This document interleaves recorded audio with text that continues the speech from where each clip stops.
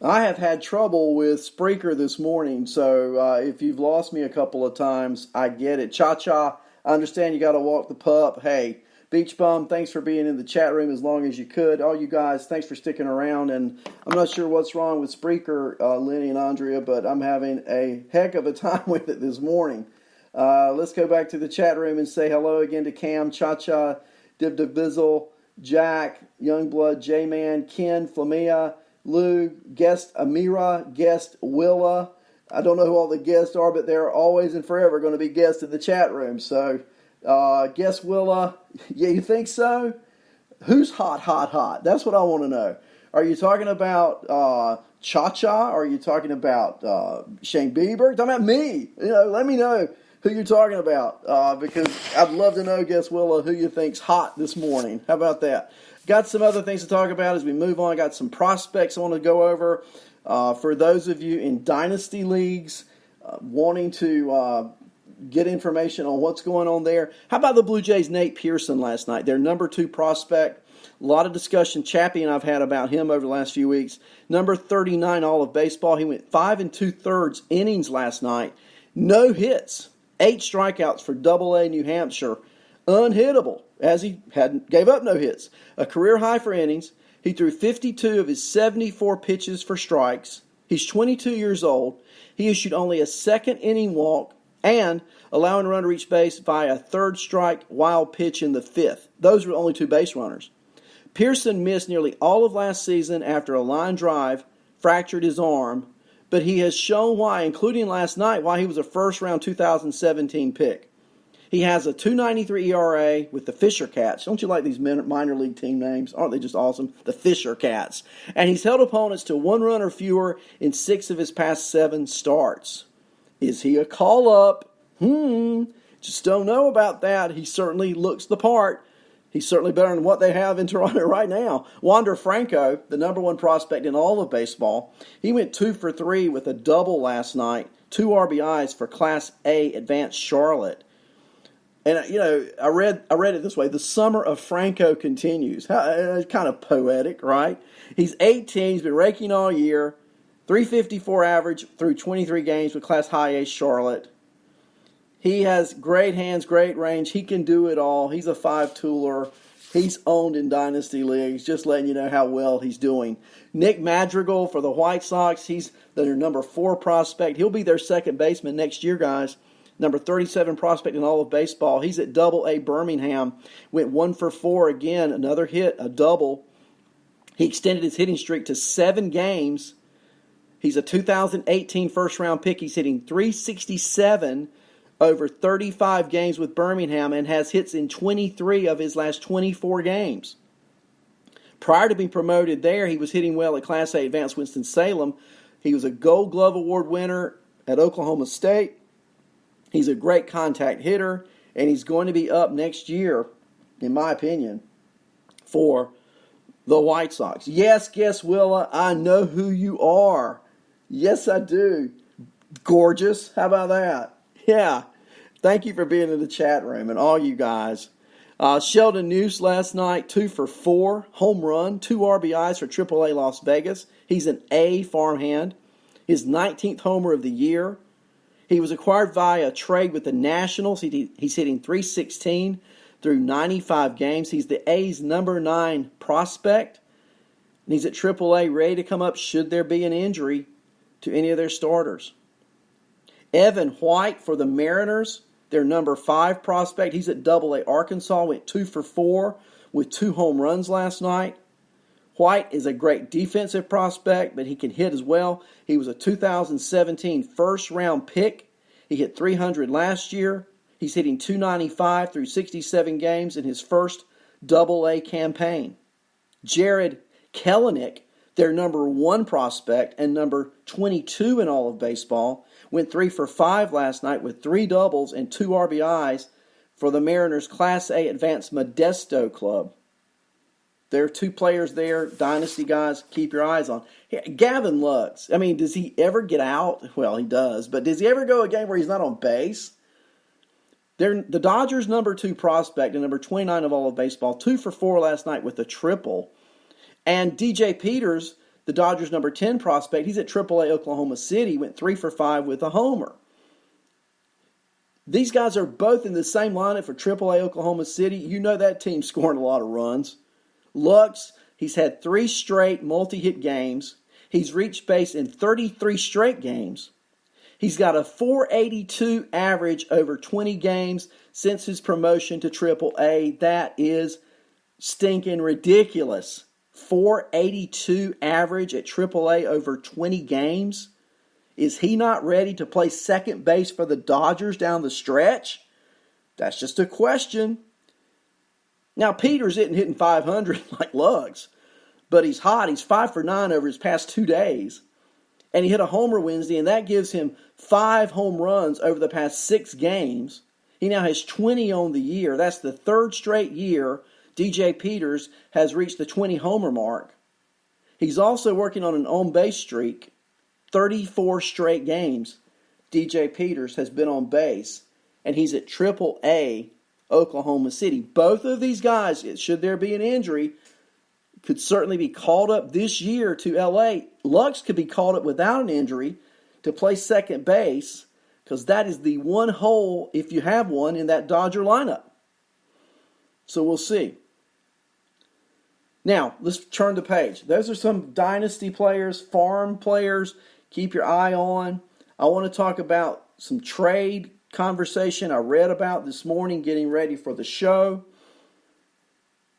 And I'm hoping to get it in before I lose Spreaker again today. If I lose it one more time, guys, that's going to be it. Okay, I've tried to fight it and give you all I got. Here we go.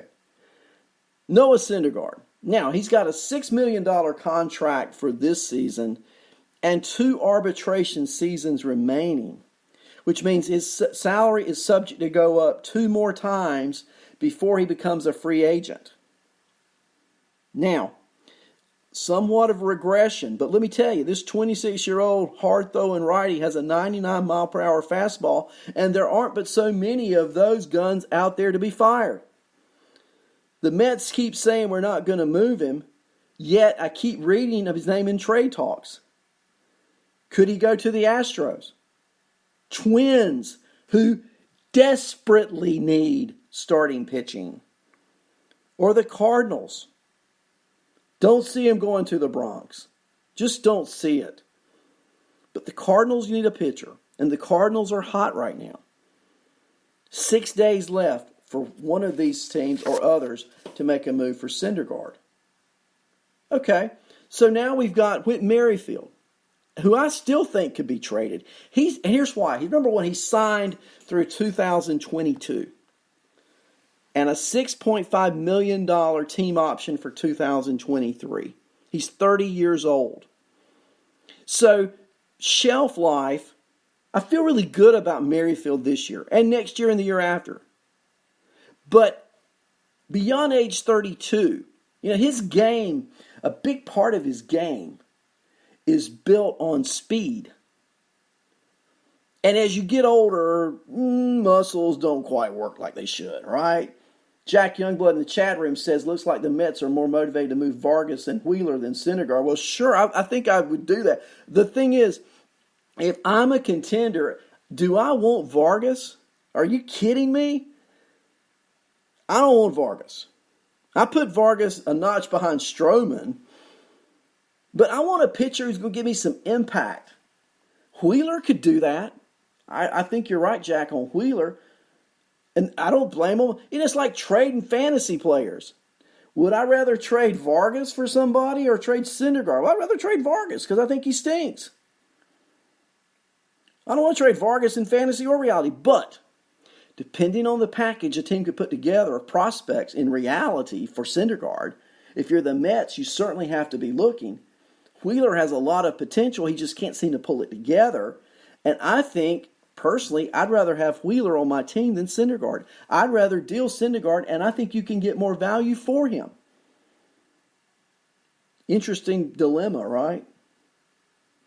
I'll keep looking in the chat room to see what you guys are telling me. But if you're looking at a Whit Merrifield, Cubs, second base, Dodgers, second base, I'm telling you, either of these teams, if they would land a Whit Merrifield to play second base. If I'm the Dodgers or the Cubs, boy, it puts that other team in a sort of a panicky state. Can you imagine Merrifield leading off for Chicago? I've talked about D. Gordon going there, but then he got hurt. But wouldn't Merrifield be a great fit for the Cubs? Phil Chaplin, are you out there? The problem is, what kind of package can teams give Kansas City? And there's no better team to give a package away than the Dodgers. Their farm system is loaded. Speaking of which, what about Felipe Vasquez for the Pirates? He signed through 2021, then 2 option years of $10 million each. A dominant lefty. Wouldn't he be at the top of the wish list for any team? Controllable for 2 years? Think about the teams in the hunt. Can you imagine? I agree, Jack. They have to get blown away for a trade, but that's what trade season's about, blowing a team away. And the Dodgers are desperate for championship. And it would not shock me to see LA try to land that type of player and give away 2 or 3 players to get him. I think they're in a better position than anyone to land a Merrifield. And a Merrifield on the Dodgers would be similar, in my opinion. Remember 30 years ago now almost, when the Toronto Blue Jays landed a player named Paul Molitor. And Merrifield reminds me some of Molitor. Talent, ability. I don't think the Dodgers would give up on Lux. I think Lux is still an option, and if they can't land a Merrifield, I think Lux comes up. I just think the Dodgers see it as 2019 is their year. If they're going to win that championship, break up the 31-year drought, they've got to do what they got to do. Now, the Cubs were in a different position 3 years ago because the Cubs hadn't won in forever. The Dodgers have been 31 years. That's almost forever. There are young kids, young adults who don't ever remember the Dodgers winning a championship. And if you could market a championship in that LA market, and that's why I think look out. And I think Vasquez is the same way. Vasquez for the Pirates. I'm going to throw 3 teams at you, maybe 4. And I'll tell you where I think he might land. I think the Astros certainly are players. The Dodgers certainly are players. The Nats could be, although Doolittle really has pitched well lately. And then there's the Atlanta Braves. Atlanta. Yeah. Atlanta has, like the Dodgers, like the Rays, the farm system to offer a package for Vasquez for Pittsburgh. Atlanta desperately needs that closer. Now, the thing I mentioned, the Astros, when you say they got Ozuna. Well, Ozuna, have you looked at him lately? He hasn't pitched well at all. And remember, Houston still has that memory of how Ken Giles blew up. Ozuna did not always pitch well in Toronto. Do you think Houston would feel some need to go get a closer if they could do that? What a splash that would make. Houston doesn't need a starter. Forrest Whitley pitched at Fayetteville. He's coming back. He will be back and eligible to pitch for Houston in about 3 weeks. Keep your eye on Forrest Whitley. What about Charlie Blackmon? Word is Colorado wants to trade him. Are you kidding me? All right, well, they're 3-14 this month. And they're going only in one direction, and that is south. And I read that same article. The Pirates are likely not to trade Vasquez, which tells me, Jack, they very well will trade him. When I see articles like that, that just raises the price. The price tag just went up. And the Pirates are still feeling the sting of that trade with Tampa. They want to get the most they can, and that's what that article's about. The price went up, and teams want Vasquez.